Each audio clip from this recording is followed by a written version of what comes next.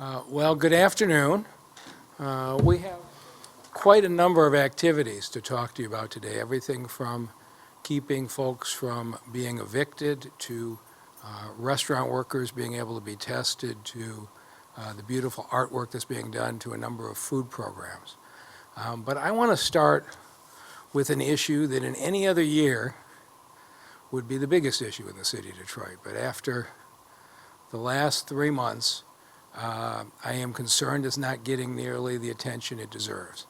And that's the chance to finally do something about our car insurance rates. 2 weeks from tomorrow, the new law takes effect. And there is far less discussion from your insurance companies than I would like. That's not true in every case, but it's true in many cases. And here's the thing that you have to understand about the law. The new no-fault law does not reduce your insurance rates. I'm going to say it again. The law does not reduce your insurance rates. The law gives you choices. And if you exercise those choices, and every choice will be different, but for many people, exercising the choice could be hundreds or more than $1,000 in savings. But the stories I'm hearing about people's conversations with their car insurance companies and their agents, discouraging them from making any changes, is a real issue. When you've got the first time in 48 years to have real choice, and your car insurance companies are not calling you and telling you about your options, something's wrong. I had a reassuring story from one of our staff in the Department of Neighborhoods today about her insurance agent who got her family on a Zoom call, showed them the choices, and dramatically cut their family's rates. It's what everybody should be doing, but it's not nearly enough. So tomorrow night at 7 o'clock, channels 10 and 21 in Detroit, Facebook Live from the city website, and I'm sure a number of others will carry it. I'm going to show you what your choices are. I was encouraged. I just got a card. You don't see thank you cards anymore. Somebody actually wrote me a note in the mail, which normally it's a tweet or an email. But anyway, she sends this card. It's got a sheep on the front. It says, "You are the greatest. Thanks," which as a mayor, you never get a card like that. But here's what she wrote me yesterday. "Dear Mayor Duggan, thank you for your relentless efforts to rid Medicare recipients of PIP on our car insurance. You were the first one to agree that it was unfair. I opted out, and my insurance just went from $1,500 to $633. The lady who wrote me this lives in Ferndale. Their rates aren't nearly as high as the rates in Detroit, but it tells you that the suburbs are getting hit pretty hard as well. And so I used to run a hospital system. The most complicated things I've ever run across are the healthcare system and the car insurance rating.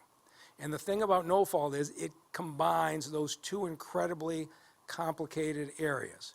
And when you're talking to your agents and your companies, you're at a disadvantage. They know what's going on, and they are not doing what they should be doing to make you understand your choices. So if you like your car insurance right now, you don't have to do a thing. It'll renew, it'll stay the same, it'll be fine. Nobody's taking any choices away. You don't need to watch the show tomorrow. You're good.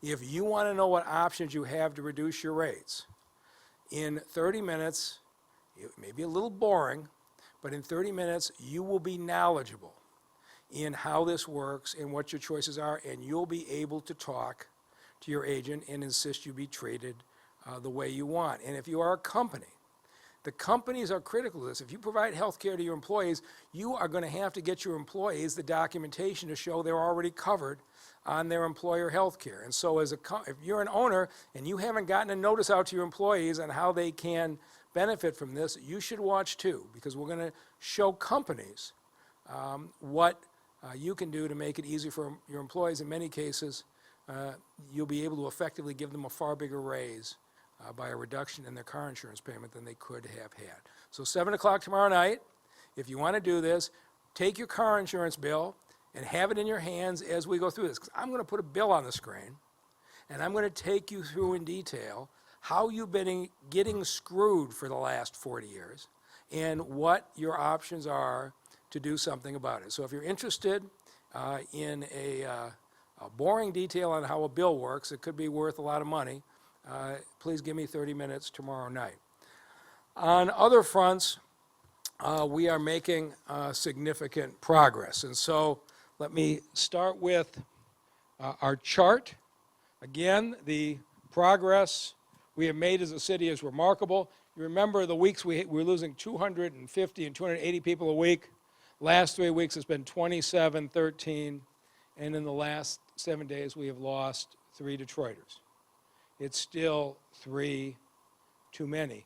But the days we were up here and we were showing you 280 of our neighbors dying in a week, it has been a remarkable result. And probably the leading national research group put out this map today. This is a group called COVID Act Now that tracks this nationally. This is today's map on the current status of all the states in America. You got 3 states where it's dangerously rising: Arizona, Alabama, and Georgia. Remember, Georgia was probably the first state to reopen. The others, dark orange is dangerous, yellow's a little better. 2 states in America have been designated green. They are actually containing COVID-19. The city of New York, which has gotten there after 400,000 cases, the state of New York, and the state of Michigan. You look at this map and you look at the grief that Governor Whitmer took with those protests in Lansing, and you could see that what she did for this state was remarkable. Michigan is a national leader in containing this, and we did it with far less infections than a lot of other places. So we owe enormous debt of gratitude to the governor, but there's no doubt that if you look around the country, it is the African American areas that have been hit hardest by COVID. Black people are dying at rates of 2 to 3 times as often as whites when you get the infection. And so for the city of Detroit to drive down the rate the way we did is a big part of why the state of Michigan has been so successful. But again, our thanks to Governor Whitmer in what she did. Now, some bad news today. Again, I don't know how much you follow the national news. Jacksonville, Florida. They have just shut down the bars and restaurants again. They had opened them up a few weeks ago. People all came out, got crowded, the infection spiked. They're closing them down.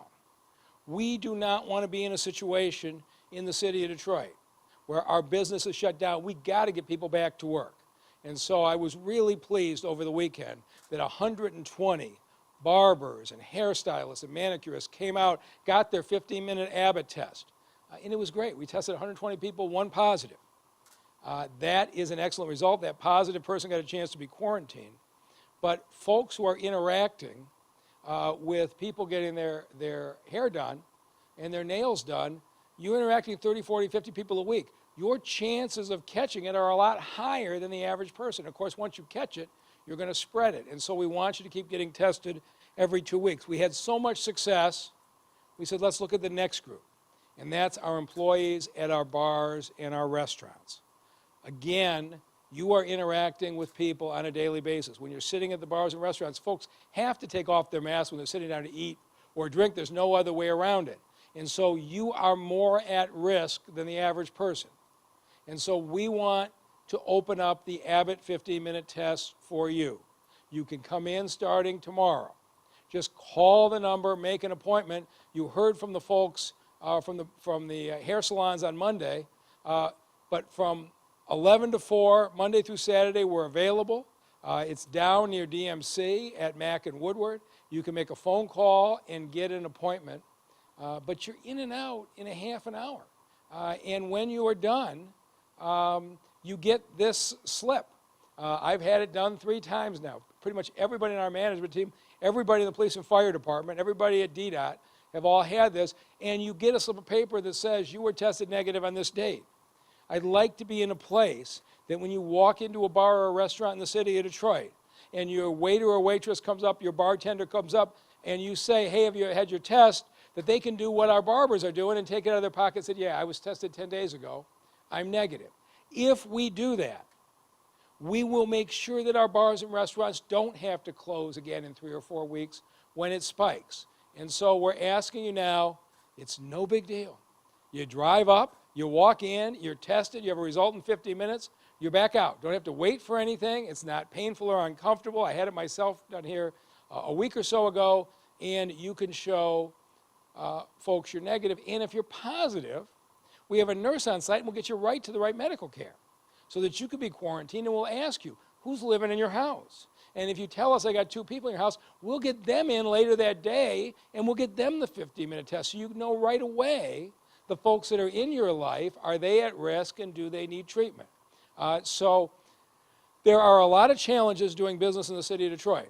But if you own a bar or a restaurant, there's an advantage. The only place that I know in the country that will give your employees a 15-minute test so that they know they can work safely or they're at risk, they're concerned. I was at my sister's house and somebody that was sick. Come on over, get the test. We will keep Detroiters safe. The next thing I want to talk about is what we're doing on housing security. Because when the eviction moratorium imposed by the governor expires in June, we are really concerned about people being pushed out of their homes. It's something that's happened over and over in this town. There are already more than 2,000 writs of eviction that have been issued. When the courts reopen in July, we have folks at risk of being pushed out. And so we had a $31 million housing assistance program that we have rolled out, and about $5 million or so of that is specifically designed to protect you from evictions, to help get lawyers for people being wrongfully evicted, and to potentially work out payment plans to keep you in your home. If you've lost your job, you've lost income, you couldn't make your rent payment, we want to help you. The person who has been at the center of all this from the beginning has been Ted Phillips at the United Community Housing Coalition. He and Michelle Oberholzer have been in folks' homes for years, keeping them in place. So they will be leading the effort, and we want you to get in contact now. Don't wait till the courts are open. And with that, I'll turn it over to the man who will step up and be your lawyer, Ted Phillips. Thank you, Mayor Duggan. So I want to talk about what we've been doing, what we're going to be doing, and a little bit of long-term as well. As the mayor indicated, June 30th is currently the date that the eviction moratorium ends. We hope it will be extended yet again, but we can't count on that. Since March 13th, we along with Michigan Legal Services and with support from the City of Detroit Department of Neighborhoods, have been contacting 2,600 households that had judgments between February 3rd and March 13th. Over 460 of those had orders of eviction. That means that the bailiff could immediately evict them as soon as the moratorium ends. Another 100 had unsigned orders, which could be executed as soon as the judges get around to signing them. We've contacted all of these individuals. Some may have already been evicted because we went back to early February. Some may have already paid off their judgments, but we've contacted them and had them contact our hotline number. So far, we've had 300 do so. If you are with a judgment, we'd urge you to certainly call us as soon as possible because time is running out.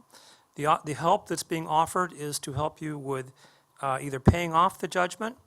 There are some qualifications for that, but either paying off the judgment, challenging the judgment if there's something that was wrong with it, if you got a default or something because you didn't show up at court for some reason, then there may be some ways in which that can be challenged, or relocating.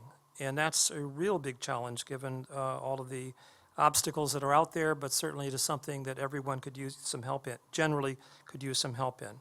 So that's our main focus working with them. And if you know of anybody in your neighborhood, we'd urge you to get them to us. If you are such a person, we'd urge you to call us. Next group of folks who are going to be in trouble are all of those who had cases filed against them for an eviction before the court closed down. When cases are filed, they're set for hearing 10 days later. So all the cases filed March the 5th through March the 13th, which is numbering a little over 700, are going to be the first cases that are going to be heard once the court reopens. And again, we've got letters going out to them today or tomorrow. They've been ready for a while. Our mailer wasn't able to get them out, so we're doing it by hand ourselves. And we would urge again, if you had a case pending, it's still pending. If you had a case that was in court that was adjourned until after March 13th, It's still pending, so you could be in jeopardy yourself as well of getting evicted. There are some other resources. We'll have a legal aid and defender, Wayne Metro, and some other numbers that I'm sure the city will be able to provide for you that you can contact as well for other kinds of help. We're hopeful once the court reopens that we will be able to extend the services that are going to be available. The $5 million that the mayor referred to, that the Housing and Revitalization Department is processing, will enable us to have about 32 new attorneys. That will enable us, and that's a program that we're going to be doing in collaboration with Michigan Legal Services and Lakeshore Legal Aid. Between the three of us, UCHC, MLS, and Lakeshore, we already do about 90% of the tenant representation in the city of Detroit. Unfortunately, with that, that's still only about 5% of the tenants that are able to get it. This will enable us to increase our ability fourfold to help tenants. This will cover an additional 5,000 tenants. And so we're excited about the ability to do that. But it will be important for people to get in touch with us or Lakeshore or Michigan Legal Services. And again, those numbers will be provided prior to any court hearings, so you have an ability to be represented. We do understand from the court that most of the hearings will be, if not all of the hearings will be on Zoom or in some virtual fashion. That is going to create a challenge for many Detroiters. I know the Department of Neighborhoods is working some ways in which there can be greater access to, on iPads to the internet. So there are going to be a lot of challenges. It's going to be really important to get in touch with us and others as soon as possible.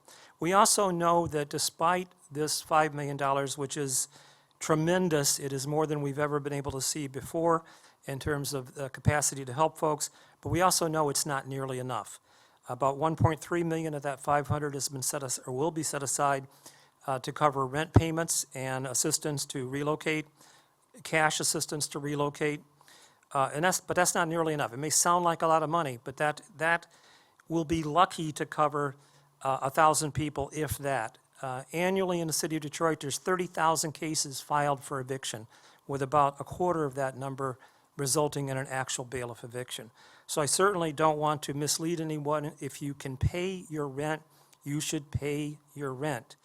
I know there's some calling for a stoppage of rent. That's not a very wise thing to do. I would urge you, if you can pay, you should pay. If you cannot afford to pay all of your rent, then you need to work out something with your landlord in writing, because just paying part of it isn't going to stop you from being evicted. And if you can't do that, then get a hold of us or Lakeshore or Michigan Legal, because then something needs to be worked out to try to resolve your situation. But there is help. There's a lot of help, a lot more help that's going to be provided. I've been doing this work for a long, long time, and we've never had the ability to provide as much as we have now. We've also never had quite the same need as we have now. So I'd urge you to take advantage of that. Thank you, Mr. Mayor, and the city for the support of our programs. So thank you for all that you have been doing. We know we're going to have a major issue on our hands in the coming months, and I would echo what Ted Phillips says. If you can pay your rent, it's important that you pay your rent. We can get you defenses if the landlord hasn't done something appropriately. We can help you if you've lost your job and you've lost some income, but we don't have the money. $5 million, as Ted Phillips said, is more than we've ever applied to this before, but it's not going to be enough to fight everything. So, but if you're being treated unfairly or you can't afford the payment, call this number. We're going to do everything we can to help. The other area where there's an opportunity to help is with your income taxes. We still have people in the city who didn't get your federal stimulus check because you didn't file your 2018 tax returns. And for 2019, of course, we have the deadline, which is usually April 15th, has been pushed back to July 15th, so it's in another month. And the earned income tax credit is the tax break for people of lower income. The rich have all the other tax breaks, but the earned income tax credit is a very valuable refund check that you get. At times it can be more than you paid in the first place, but you have to file your tax return. And the Accounting Aid Society has been just outstanding in offering free tax return service, and now we are providing them funding to dramatically expand that service. And so we're really encouraging you, go in and get free help, get your taxes, because you're very likely to get money back either from the stimulus check or from the EITC. And to talk to you about how you can get help from the Accounting Aid Society is Matthew Heatherwick. Thank you, Mayor. I appreciate it. I'm going to talk a little bit about the background of our agency today, and then I'm going to talk a little bit about what we're doing with the assistance that we received through the CARES Act. Thank you, Mayor. And also, I'm going to talk about how you can access our services. So to start, we've been around since 1972. We've been using taxes to build relationships and relationships to build futures. We believe in creating an economy that works for everyone, and our mission is to help our clients gain control of their finances. We start this by helping them file their taxes.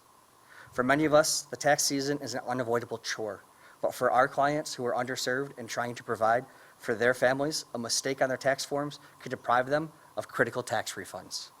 We believe that everyone should have access to a competent and trustworthy tax and financial advice advisor. This is why we work with our community to guide our clients through the tax system and turn a stressful process into an opportunity for them to take control of their money and of their future. We provide tax preparation assistance and small business financial operations management support to families and entrepreneurs in Detroit and across Southeast Michigan. We also advocate for meaningful tax policies that benefit those that we serve. The City of Detroit Mayor's Earned Income Tax Credit Initiative is a great example of the powerful pairing of direct service and advocacy work that can happen when public and private entities work together. Now entering its fourth year, the initiative is comprised of a working group led by the City of Detroit and includes United Way for Southeast Michigan, Accounting Aid Society, and Wayne Metro Community Action Agency.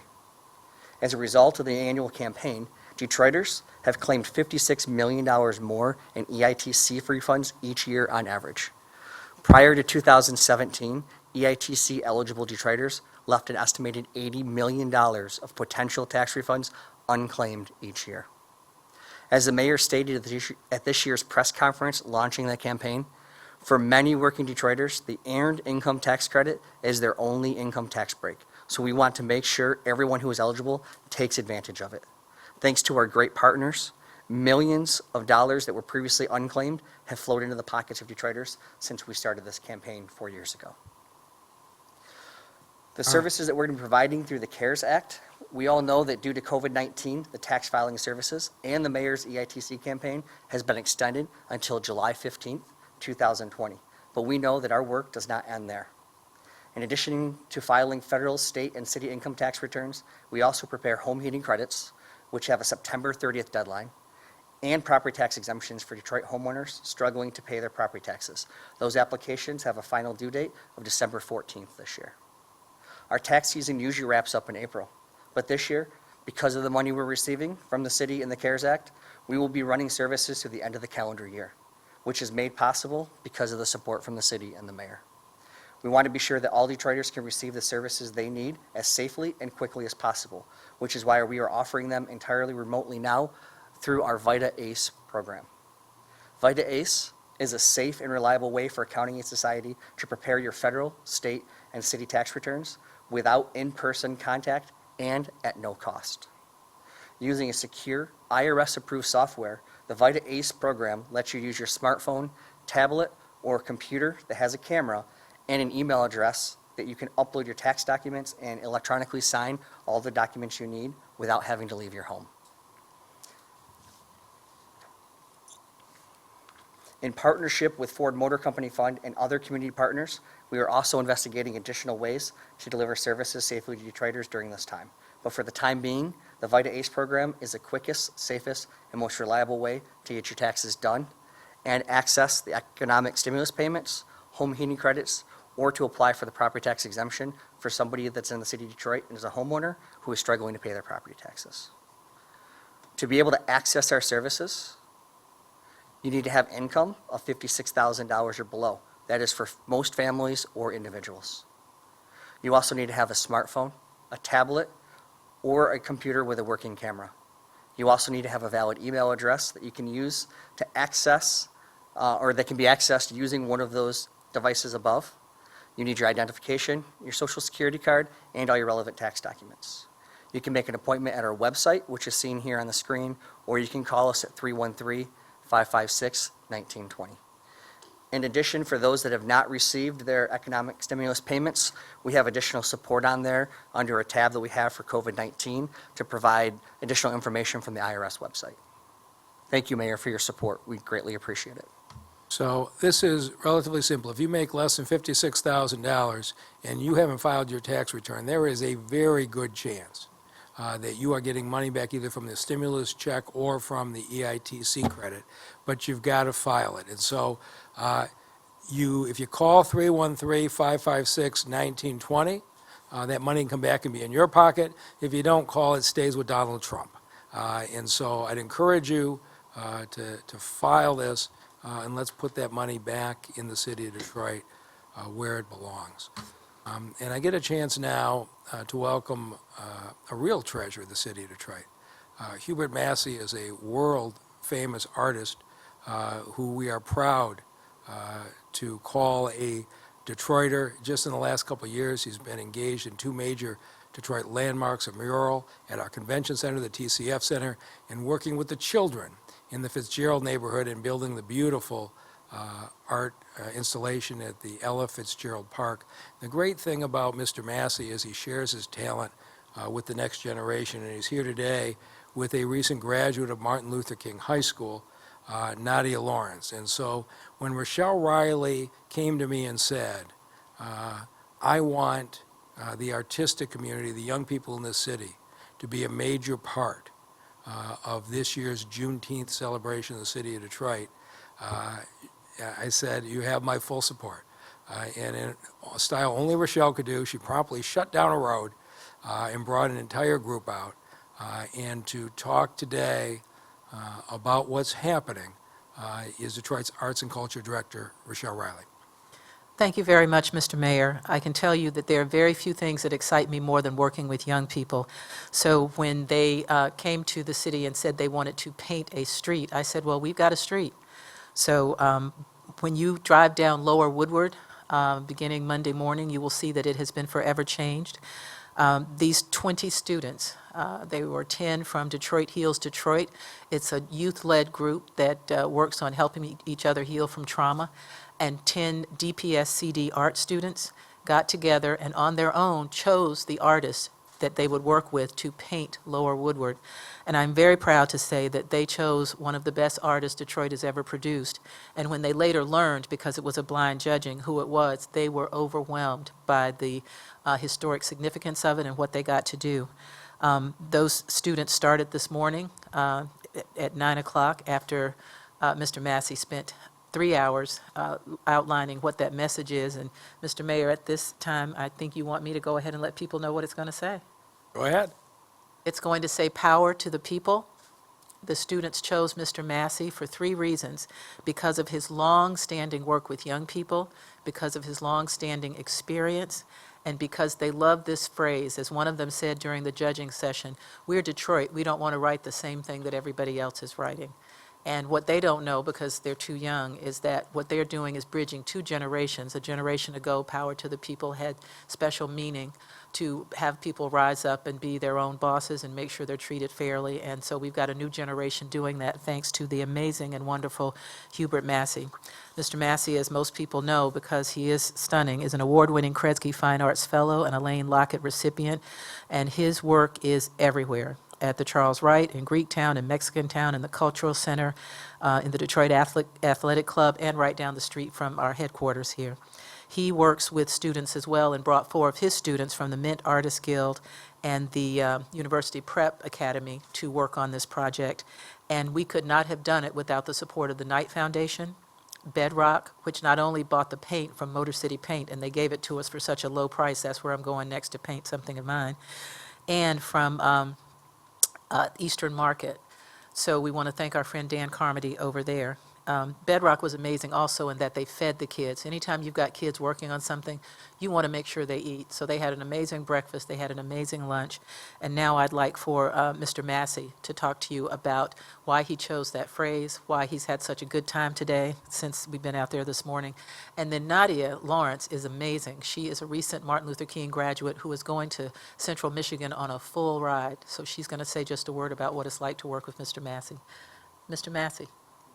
So one of the things that I was truly inspired because I was a kid who grew up in the 60s. I was born in 58, and in the 60s I was too young to participate,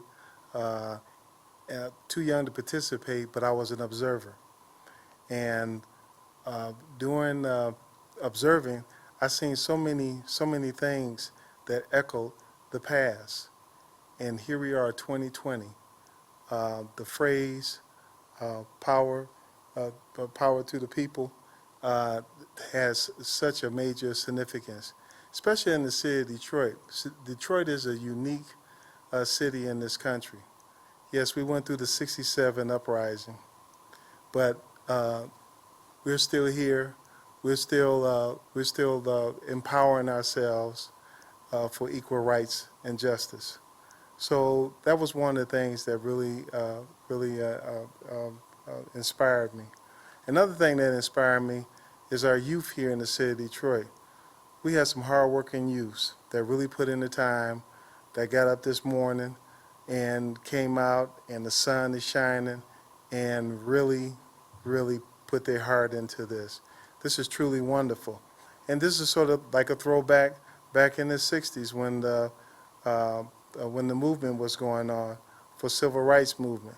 It was the young folks that led us. And that's what really impresses me, and that's what really inspired me. And I'd like to introduce Nadia.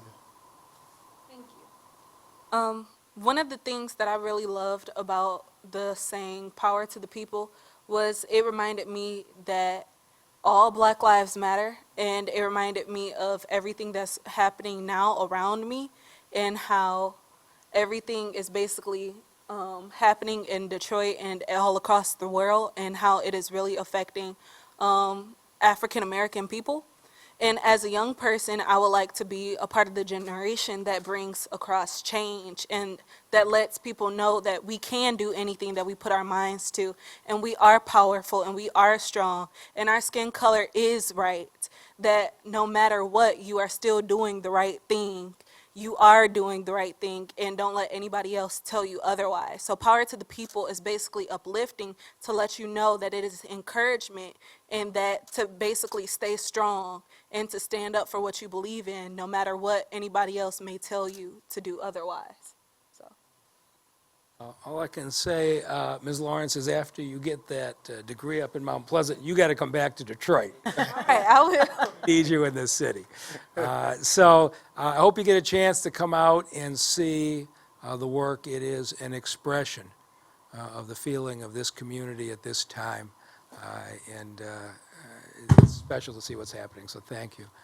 And the last piece we want to talk about is that when COVID started to hit, schools shut down, and tens of thousands of children in the city who depended on the meals at school to have good nutrition were at risk of losing that. And the team stepped in immediately at the city of Detroit. If you're insecure about your food, it changes everything. And we've had Charles Williams and a number of churches who have done great food programs across the city, but many of the centers have been run by the city of Detroit, and here to talk about what they've done are Alexis Wiley and Aaron Casey from the city. Thank you, Mayor. Good afternoon. One of the things that we know about our city is that a lot of our kids, when it comes to getting meals, really rely on going to school every day and getting access to 2 meals there consistently. And suddenly in March, we found ourselves in a situation where school was not happening, but at the end of the day, the need wasn't going anywhere. So the mayor made it very clear to us that he wanted to make sure that we as a city stepped in to make sure that families had one less thing to worry about, and that the city could really be a true resource for them when it comes to making sure that every child in our city, families, had access to food. So our recreation department stepped up in just a huge way. And we're staff who used to work with kids and families on a daily basis in terms of activities, shifted to food distribution. And since March 18th, which is when we started food distribution at our centers, we've distributed more than 600,000 meals to children. Another big need we found was that seniors needed food, because you often now have seniors who didn't feel as comfortable going out and weren't supposed to be. So we wanted to make sure that they were taken care of. So we've given out 30,000 meals to seniors. Gleaners partnered with us and helped us with groceries, and we've served more than 8,000 households. And we also began, thanks to the help of Bank of America and Project Isaiah, a meal delivery program where we've distributed more than 40,000 meals to homes. And we also want to thank Unite Here, which is a union that represents a lot of people who work in our hotels and casinos who found themselves out of work. They've been volunteering to distribute food. So it's been a true community effort, and one that I think has been really extraordinary in terms of being able to serve and help people in our city. And one thing we also wanted people to know is that you've relied on us thus far, but we're not going to go anywhere. We're going to continue to distribute meals and be available through at least the end of August. So we want people to know that you can keep turning to the city of Detroit. If there's something that you're worried about, so much is changing in people's lives, we want you to know that you can continue to rely on us. This was a huge logistical lift, and one woman who's sitting next to me, Erin Casey, really just she shifted her whole mindset, got the team together, and really built a program that is something that every day I get a chance to talk to her, and she's already working on something new and something exciting. And together, under Brad Dick, who's the group executive, just done such tremendous work. So I want to say thank you to you for everything you've done, and turn it over to you to talk about what we're doing next. Sure. Good afternoon, everyone. Thanks, Alexis, and thanks, Mr. Mayor, for having me today. So as Alexis mentioned, we found out 1 week that schools were being closed, and the next week we pivoted quickly from playing basketball and soccer and planning for camps to feeding children meals. One of the things that was so critical in allowing us to pivot quickly was the staff really coming together and being supportive and excited about this work. The staff at our recreation centers have this deep connection to the community. They really are partners with their neighbors, and for them, there were no questions about whether or not we do this. They're packing boxes and they're lifting boxes and they're doing really difficult work that they weren't used to doing, but they've been so happy to do it to continue to serve the folks that they work with every day. I'd like to shout out in particular Erica Jackson, who's the program manager for the youth meals. She started with the city just months before the pandemic and just jumped in a really big way, and has really been kind of my right-hand woman in this work and has been amazing. Alexis mentioned senior meals. We really wanted to make sure that, particularly for seniors who were typically coming to our rec centers for congregate meals before COVID-19 hit, we wanted to make sure that there was still a safe way for those seniors to be fed. So we quickly stood up a curbside meal distribution for those folks. And then as time went on, as the weeks went on, we realized there was still a gap. We realized we live in the city of Detroit. There are citizens who had challenges getting to our meal distribution sites, and so we wanted to fill that gap. We didn't want any Detroiters to be left out of accessing this really important resource. So we began to pilot a delivery program, and that's been a really amazing cross-collaboration from many city departments. The innovation team, the lean team, the health department, and recreation have been working to do that work. And our volunteers have really felt connected to this work because we want to keep people safe. There haven't been a lot of opportunities for volunteers to come on site as they normally would. And so having volunteers engaged in this contactless delivery and staying connected to the work has been wonderful. So I've been grateful for the support of you, Alexis, and you, Mr. Mayor, for allowing us to do this critical work for families across the city. All right, well, thank you, Aaron. And with that, we'll take any questions.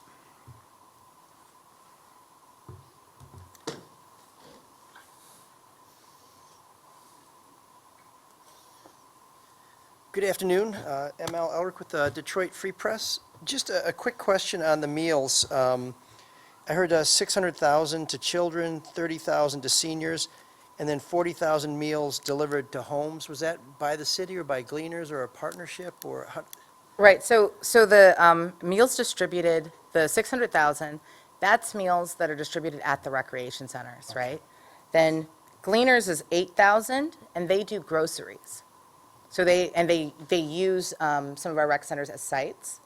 And then the 43,000 delivery meals, those were meals that were also that were procured thanks to help with Bank of America and Project Isaiah. Am I saying this all correctly? Yeah, that's correct. So we've had partnerships in terms of bringing in the food resources to run that program, but the city of Detroit is coordinating the delivery program and facilitating it with the support of volunteers who take the meals directly to homes. Okay, and that's not just seniors, that's just people who can't come to pick it up themselves? Yep, that's correct. That's citizens who have trouble accessing our curbside distribution sites that we're delivering meals to. And one thing to know, ML, too, is that if you can come to our site and pick up on behalf of people, we have churches, we have groups, neighbors, so you can come and pick up meals if you need to. These are for extreme cases where we know that's not an option. Okay, and has there ever been a point where either food itself or funds to pay for the food was an issue? There hasn't. So we've been really fortunate that for our youth meals and for the senior meals, those are federally funded programs. And then the meal delivery program, we do incorporate some of the youth meals that are federally funded into that program, but then with the support of philanthropic partners, we've been able to stand up that work, and we've not had any issue with finding support. It's really been amazing the way that the philanthropic community has come together to support us feeding citizens. And the federal regs, Aaron was able to really navigate those, and they did make it easier early on so that we could get approved quickly for funding to keep the meals rolling. Okay, great. Thank you very much. Mr. Mayor, in terms of insurance reform, at one time, the city had filed a lawsuit Right. to try and change the way insurance is, I'm going to say, administered in this state. What's the status of that lawsuit? So, well, there's no doubt that the first court hearing where Judge Stee ruled the state's no-fault law is shameful was the moving force in getting legislation going. It's still pending. I still have a couple issues outstanding with the way it's being implemented. I expect them to be resolved fairly soon. We'll see on July 2nd, and then assuming that the program is being administered fairly, we'll drop the lawsuit. Okay, and are you satisfied that those remaining issues and the changes that were passed by the legislature is the best fix we're going to get, or are there still things that you'd like to see happen, but at some point you take half a pie and that's better than no pie? We took 2/3 of a pie. And the forces that we were fighting, it was remarkable. And, the election of Governor Whitmer had a lot to do with it. The leadership of the Republicans, Senator Mike Shirkey and Speaker Lee Chatfield, all coming together. It was the one example where the Republicans and Democrats came together and put the people of Michigan first. We didn't get everything we wanted. They didn't cut the payments to the doctors and hospitals as soon as I would have liked. Those actually kick in a year from now. So you're seeing some stories, for example, about everybody's rates might not go down. Well, no kidding. The group that's complaining, CPAM, were the ones who pushed the rate cuts back a year, and now they're saying, see, they didn't go down. So we could have had more cuts earlier. I think more could be done for people on Medicaid. I don't think those rate cuts were enough. And I would have liked to have seen territorial ratings go away completely. I'd love to see the same rating for everybody in the state. But we did get rid of credit scores and ratings. We got rid of your wage level and occupation in your car insurance rates now, because those have nothing to do with your driving. So I'd say we got 2/3 of what we wanted, and it took us 48 years to get that. Okay, and what happens on July 2nd? July 2nd, the law kicks in. So on July 2nd, ML, and if you watch tomorrow night, but assuming that you have health insurance with your employer, and everybody in your household does, being a good East Side Detroit resident, you got a real chance to cut your car insurance rates by 50%. I'm guessing that's quite a bit of money. That'll bring it down to $10,000. There you go. So thank you. There you go. So do you know what the next date is in federal court, or is that? There's no date scheduled. So Judge Stee, it was pretty heated there, but once the legislature passed the law a year or so ago, we said to the court, if in fact they implemented the way the law is written, it will have taken out the great majority of our claims, because our claims were that you had made car insurance so unaffordable. 20% of drivers in this state today do not have insurance. This is not just Detroit. 20% of drivers across the state don't have insurance, which means they've been deprived of basic rights to mobility, which I think ultimately would have been a winning argument in court. This goes a significant way down the road to solving that. Okay.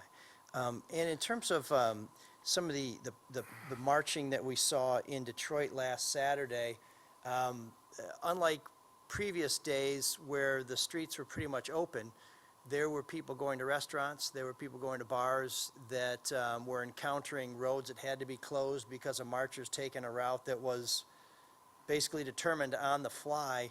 As I understand it, the city requires a parade permit, and you have to pay for police services if they're going to provide security.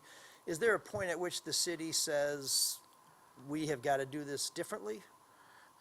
I don't know. I think a lot of things have been done disrespectfully to Detroiters, including the makeup of the marchers, which are predominantly not from the city, who are in fact now starting to go into some neighborhoods who would prefer not to see them. But I think our feeling at the moment is that we're going to support their right to protest as long as there's not vandalism or violence. And for the last, really many days, we haven't seen any sign of that. So I think we enforced the curfew 3 days out of 19. That's all we had to do. So we don't have any plans to change what we're doing right now. I know I've got a lot of Detroit groups who have approached the Detroit Police Department who are very concerned about, we need to get these cops back in the neighborhoods. And we've started moving cops back to the neighborhoods, because you've had shootings in the neighborhoods in the last week or so that are levels we haven't seen in 5 or 6 years. We got to get the cops back in the neighborhoods and not having to watch the city at night from the protests. And so Chief Craig has been moving people steadily back, and that's probably as much of our focus as anything. Very shortly, we're going to be back to doing what we should be doing, which is trying to get the violence to a level that it should be. And right now, it is not. Okay. And do you have any thoughts on the tribunal that's going to be held on Saturday, not too far from here, where I presume the chief and other city officials will be tried in absentia for charges to be announced? Well, I can make a prediction. I would expect that they will conclude that I'm a terrible mayor and I should be removed. I think they'll conclude Chief Craig's a terrible chief and he should be removed. And I think they'll conclude the Detroit Police Department are terrible officers and they should be defunded. I think you can pretty well predict that that's going to be the outcome. Now, are they going to talk about the fact that we had an Oakland County person nearly kill a police officer running him down and got arrested at 100 miles an hour fleeing the scene by the state police, or the person from Dearborn who threw an M80 at a police officer, or the crowd of people throwing rocks who, when they made an arrest, was somebody from Brentwood, Tennessee, who had a taser on them, or all of the other instances in which the people who were within these protesters passing out railroad spikes and fireworks? Are they going to talk about what role they had in creating dangerous situations in the evenings. I guess we'll see, but this is America. Tribunals will form a protest, and we're certainly not going to do anything to disrupt what they do. So you won't be quitting on Monday, depending on the verdict? I'm not expecting a positive conclusion from the tribunal relative to me, the chief, or the police officers. Okay, okay, thank you very much. All right.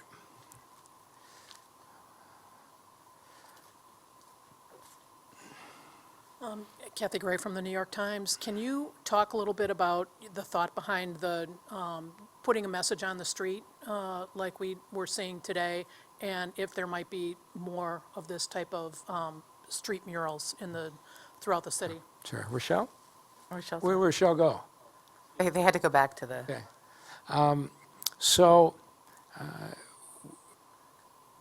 we have been doing public art in this city for quite a while. If you go down many of the viaducts, the underpasses, where it used to be just tagged with graffiti, we've hired 8 different Detroit artists who have painted beautiful murals and expressed themselves, which we thought was a better way to go. And when Rochelle Riley came to me and said that there is a moment of pain in this community, and there is a group of young people who want to express the fight and the resiliency they feel, the determination to come through this, and they wanted to express that using a street near City Hall. I thought that was a very powerful request, and I thought was one that should be supported. And could there be other times that happens? I think there could. And I think it could be possible that different people could step forward. But to do it with public school students, with an artist of the caliber of Mr. Massey, I think was a really good thing. But you go around the city, just look at the last 2-3 years, how many murals there are on buildings. It has been a major initiative. 5 years ago, people were mad because I was making taggers have their graffiti being removed. And at some point, the talent in the city said, instead of just tagging this with whatever you want, what if we actually use the side of these buildings to create beautiful art? You've got people come from around the country to Eastern Market to look at the murals, and to many more parts of the city. So I think it's a very positive thing, great expression of our community. Anything else? All right, thank you very much.